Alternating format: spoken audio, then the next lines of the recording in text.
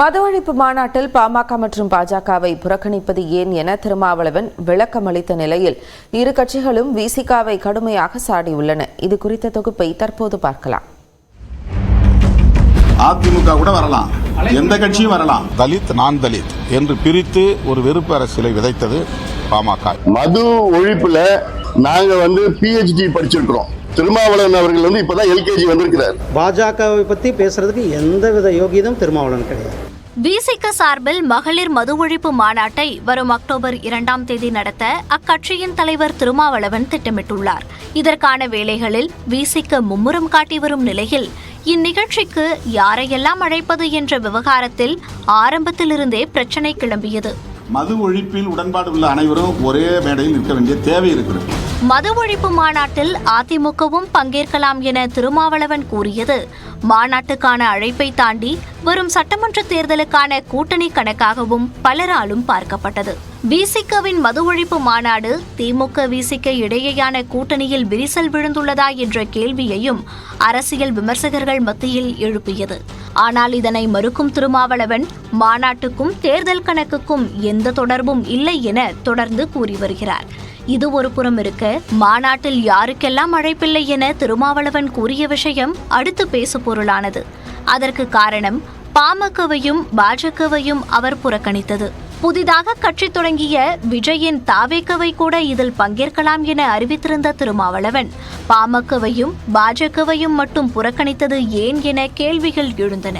இதற்கு பதிலளித்த அவர் சாதியவாத மதவாத கட்சிகளுக்கு இடமில்லை என விளக்கமளித்துள்ளார். அகில இந்திய அளவிலே பிஜேபி சிறுபான்மை வெறுப்பு அரசியலை கையில் எடுத்ததைப் போல தமிழ்நாட்டை பொறுத்தவரையில் அப்படி மைனாரிட்டிஸுக்கு எதிரான ஹேட் பாலிடிக்ஸை பேச முடியாத சூழலில் தலித் சமூகத்தை ரெண்டா தலித் நான் தலித் என்று பிரித்து ஒரு வெறுப்பு அரசியலை விதைத்தது பாமக. இதை அவர்களால் மறுக்க முடியாது. திமுக மற்றும் அதிமுகவை அழைத்ததற்கான காரணத்தையும் விளக்கினார்.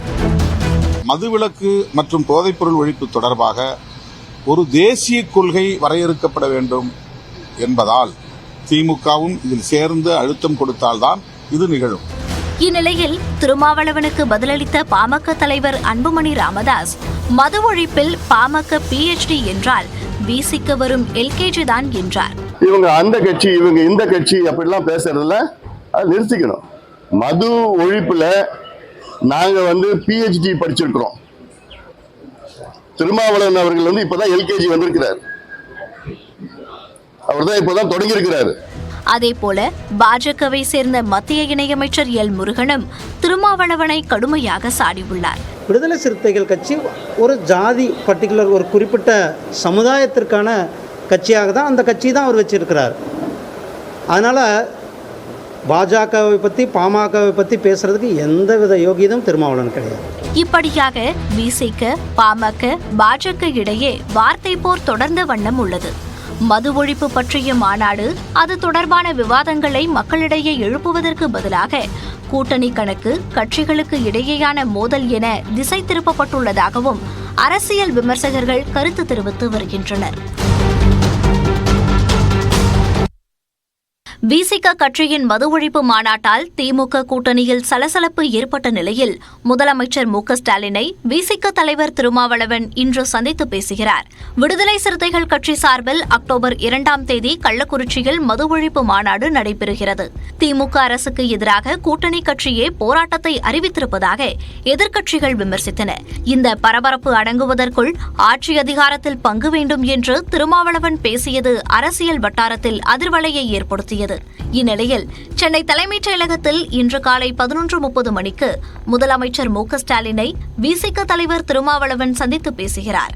இந்த சந்திப்பில் மது ஒழிப்பு மாநாடு ஆட்சி அதிகாரத்தில் பங்கு ஆகிய சர்ச்சைகளுக்கு முற்றுப்புள்ளி வைக்கப்படுமா என்ற எதிர்பார்ப்பு எழுந்துள்ளது. நாகையில் மத நல்லிணக்கத்திற்கு எடுத்துக்காட்டாக இந்து கோயில் குடமுழுக்கு விழாவிற்காக இஸ்லாமியர்கள் சீர்வரிசை எடுத்து வந்த நிகழ்வு நெகிழ்ச்சியை ஏற்படுத்தியுள்ளது. அக்கரைப்பேட்டையில் உள்ள முத்துமாரியம்மன் கோவிலில் அஷ்டபந்தன மகா குடமுழுக்கு விழா நடைபெற்றது. 15 ஆண்டுகளுக்கு பின்னர் நடைபெறும் இவ்விழாவையொட்டி மத நல்லிணக்கத்தை வலுப்படுத்தும் விதமாக மஞ்சள், குங்குமம், தேங்காய், வாழைப்பழம் உள்ளிட்ட பல்வேறு வகையான சீர்வரிசை பொருட்களை கல்லார் ஜமாத் நிர்வாகத்தினர் பள்ளிவாசலில் இருந்து முத்துமாரியம்மன் கோயிலுக்கு ஊர்வலமாக எடுத்து வந்தனர். அவர்களை கோயில் நிர்வாகிகளும் பக்தர்களும் மாலை அணிவித்து வரவேற்றனர்.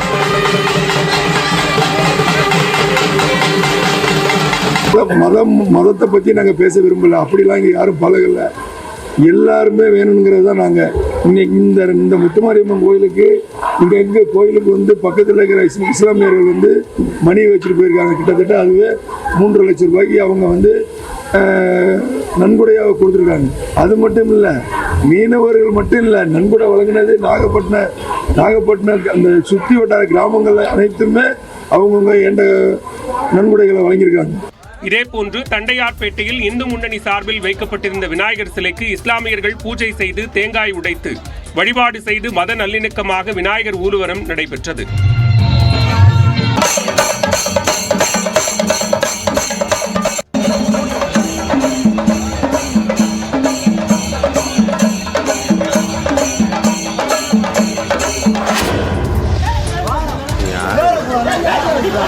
மதுபோதையில் அரசு பேருந்தில் அலப்பறை செய்த நபரை ஓட்டுநரும் நடத்துனரும் மடக்கி பிடித்த காட்சிதான் இது. சிவகங்கை பேருந்து நிலையத்திலிருந்து சேலம் நோக்கி புறப்பட இருந்த அரசு பேருந்தில் சிவமணி என்பவர் ஏறினார். பாயிண்ட் டு பாயிண்ட் பேருந்து இடையில் நிற்காது என நடத்துனர் கூறியதால் குடிமகனுக்கே இடமில்லையா என கூறி நடத்துனரின் பணப்பையை பிடுங்கி எறிந்தார் அந்த போதை ஆசாமி. பின்னர் பேருந்தை நிறுத்திவிட்டு ரகளையில் ஈடுபட்ட நபரை கீழே இறக்கிவிட்டனர். கீழே சிதறி கிடந்த சில்லறை மற்றும் பணத்தை பொதுமக்கள் எடுத்து நடத்துனரிடம் கொடுத்தனர். அலப்பறையில் ஈடுபட்ட கொத்தனார் சிவமணியை கொத்தாக மடக்கி பிடித்து காவல்துறையினரிடம் ஒப்படைத்தனர். விடுமுறை தினத்தையொட்டி நீலகிரி மாவட்டம் உதகை படகு இல்லத்தில் திரளான சுற்றுலா பயணிகள் குவிந்தனர். ஓணம் பண்டிகை மற்றும் வார விடுமுறை காரணமாக படகு இல்லத்தில் குவிந்த சுற்றுலா பயணிகள் மோட்டார் படகுகள் மட்டுமின்றி 2 மற்றும் 4 செல்லும் மிதி படகுகளில் சவாரி செய்து மகிழ்ந்தனர். ரோஜா பூங்கா, அரசு தாவரவியல் பூங்காக்களிலும் மக்கள் கூட்டம் அலைமோதியது. கிளைமேட் ரொம்ப நல்லா இருக்குது.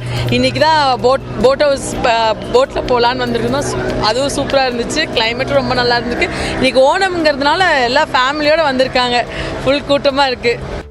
கொடைக்கானலில் உள்ள மோயர் சதுக்கம், குணா குகை, பசுமை பள்ளத்தாக்கு, தூண்பாறை, பைன்மர காடுகள் உள்ளிட்ட பல்வேறு பகுதிகளில் சுற்றுலா பயணிகள் குவிந்துள்ளனர்.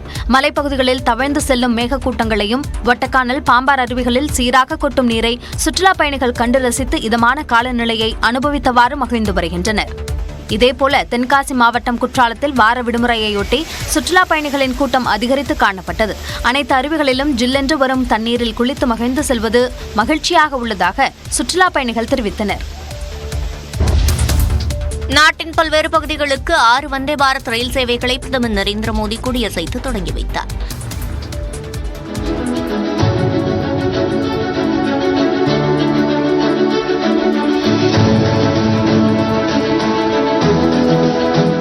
ஜார்க்கண்டில் நடைபெற்ற நிகழ்ச்சியில் காணொலி வாயிலாக ரயில் சேவைகளை தொடங்கி வைத்தார். இந்த புதிய ரயில்கள் 24 மாநிலங்களில் உள்ள 280 மாவட்டங்களுக்கு மேல் தினமும் 120 பயணங்களையும் மேற்கொள்ளும். இதன் மூலம் நாட்டில் வந்தே பாரத் ரயில்களின் எண்ணிக்கை 60ஆக உயர்ந்தது. ரயில் இயக்கத்தை தொடங்கி வைத்த பிறகு பல திட்டங்களுக்கு அடிக்கல் நாட்டி தொடங்கி வைத்த பிரதமர் மோடி கிராம வீட்டு வசதி பயனாளிகளுக்கு நலத்திட்டங்களை வழங்கினார்.